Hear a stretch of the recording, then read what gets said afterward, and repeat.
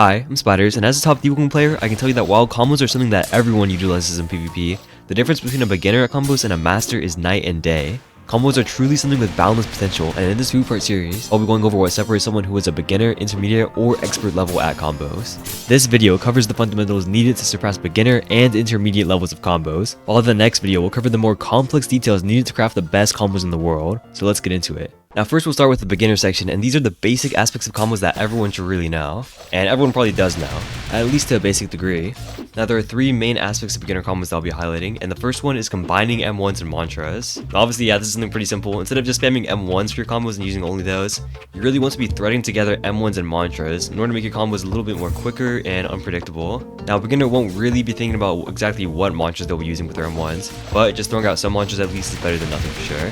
It's definitely better than just using M1s in combos. So yeah, this is definitely something pretty simple. Just using M1s and mantras can definitely improve your combos by quite a lot. Although obviously I guess if you're Silent Heart, then you can ignore that. Now the second aspect of beginner combos is maintaining pressure. A lot of the time what someone who has basically zero experience with PvP will do will just stop maintaining pressure in the middle of their combos, since they're just expecting to get parried and not be able to land anything anyway. So instead of keeping up the pressure after landing an M1, they just kind of falter and let their opponent regain their defense, which is not something you want to be doing. With combos, you always want to be playing aggressive and making sure to get as much damage as quickly as possible. And by just letting your opponent recover, you're really avoiding that, so that is not something you want to be doing. But yeah, this is something pretty simple. If you're attacking, just keep attacking. And obviously if you land a hit, try and get another hit. So yeah, this is something that separates a beginner, I guess, from someone who really is basically brand new to PvP. But something that should be noted for sure. Maintaining pressure is pretty important. And the last aspect of beginner combos that I'll be covering is extending off of guard breaks. Pretty much everyone knows this. When you land a guard break and your opponent gets guard broken, they're stunned for like a second or two and basically able to do nothing. So obviously during this time, you want to try and hit your opponent and get some more damage. This is seen in quite a lot of games where people can get guard broken.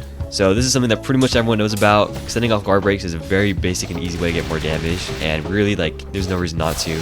And that was the beginner section. The 3 aspects covered here are pretty much stuff that everyone can get down in just like a couple seconds. Just like knowing that these exist, being able to combine M1s and mantras, extend off guard breaks, that kind of stuff. Just by knowing that, you'll probably be able to learn it pretty easily. So definitely stuff that everyone can do, and are basically bare minimum requirements for having any success in PvP, I'd say. So now that we got the basic bare minimum stuff that everyone should really know about combos, we can move on to the intermediate section, which contains slightly more complex aspects that greatly improve combo effectiveness. Now these aspects of combos are stuff that pretty much every experienced player picks up over time, but definitely do take some time to master, and there can be a pretty wide skill disparity in this area.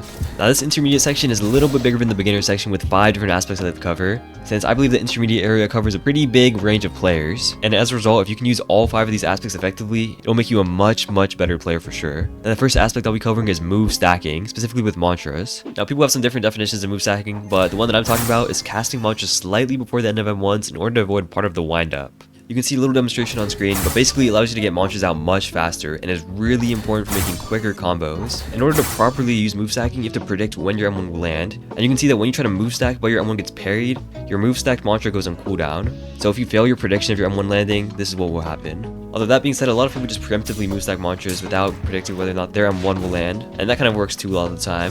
But this is definitely something that you get a feel for over time as you practice more. By the way, move stacking is really important, and some mantras really don't even work very well if you don't use move stacking, like Res and Wind for example, which you have to move stack to get full effectiveness out of most of the time. So this is a really important aspect of combos. Now the second intermediate combo aspect that I will be covering is beginning to use combo specialist mantras. In the beginner section, players combo random mantras with M1s, but in the intermediate section, these mantras become more specialized and are mantras that are specifically good for combos. For example, some mantras that are really good in combos are Rising Wind, which as mentioned earlier is really good with move stacking, and also is really good with hit stun, which I'll talk more about later. Another good mantra in combos is Lightning Impact, since this is really good with hit stun as well. And one more good mantra in combos is Master's Flourish as well, since if you use it properly, it can be really hard to parry in combos. Obviously, those are just 3 examples. Every tournament has their own individual mantras that are really good in combos, so you definitely want to try and figure out which of those are and make sure you use them well in your kit. Now the third aspect I'd like to cover, using specific common combo sequences that are effective. Now in Deepwoken, there are a lot of specific combos that people often use over and over again. For example, here you can see on screen, one is using the Mace Crit into Spine Cutter, which takes advantage of the guard break in order to get guaranteed Spine Cutter to maximize damage. Another example specifically for Gale is using Uppercut into Rising Wind, which is really good for air combos, and you see people do all the time with this mantra, which is a very common sequence. Anyway, those were just 2 examples, but point is there are a lot of very common effective combo sequences that people rely on, and this is something pretty typical to see with intermediate players. The fourth aspect I'll be going over for the intermediate section is event predicting.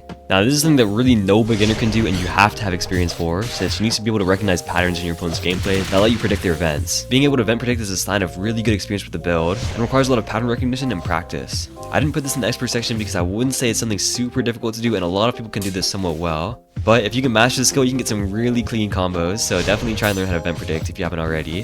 It's definitely one of the flashiest things you can do in a fight. Now, the last aspect of the intermediate section that I'll be covering is one that is really important, and that is hit stun. Now I didn't mention this earlier, but in this video I won't be going into too much detail on hit stun, but basically when you M1 someone or land a mantra, which prevents them from rolling or blocking, and also slows them down quite a bit. This has a variety of benefits, but certain mantras and abilities are able to take advantage of hit stun, and some examples of this are using guard breaks, since hit stun prevents rolling. So if your opponent attempts to parry while they're in hit stun and misses, they can't just hold block to escape your combos, since you're using a guard break. So guard break mantras are really good in combos. Besides that, there's also specific hit stun interactions like using Rising Wind with hit stun, which can almost confirm it, so that's another thing. Certain mantras are really good with hit stun. Besides that, hit stun can be pretty complex, so I won't go into too much detail in this video, but it is definitely something that every intermediate player takes advantage of, whether or not they know it. And that was the intermediate section. If you can get all 5 of these aspects down, you will be able to create really strong combos in basically any build. And mastering these aspects of combos will be very effective for you, and will help you out a lot in the long run. This was part 1 of my ultimate combo guide and everything you need to know to master the fundamentals of beginner and intermediate combos. If you're interested in the finer details or just want to see what it takes to become world-class level in Deepwoken combos, look out for the second part of the series, which I plan on releasing tomorrow. Thanks for watching and see you in the next one.